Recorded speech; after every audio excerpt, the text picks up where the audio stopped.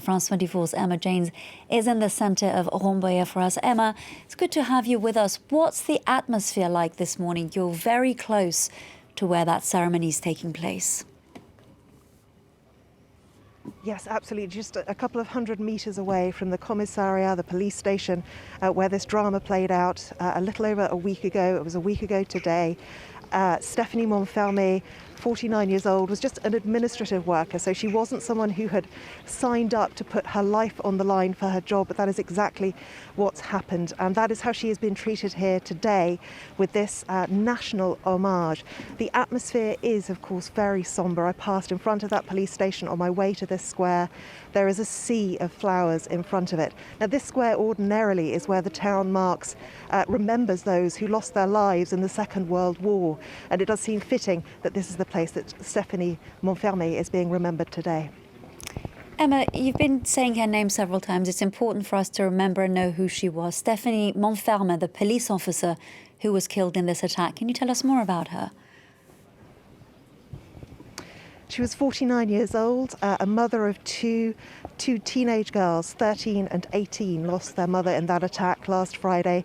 Her husband runs a bakery. They really are the kind of people that the term pillars of the community were really designed to be used for. The village where she lived, Saint-Léger-en-Yvelines, is just a few miles away, and one of her friends said that basically the whole village is destroyed by what has happened. Only 1,400 people live there, so many of them knew her so well. She wasn't a woman who was one to take the spotlight. She probably would have been deeply embarrassed, perhaps, by the amount of attention that she has now gained. But the one thing that she did do was Western line dancing. She did that with a troupe in her village, and that's what everybody really remembers her for.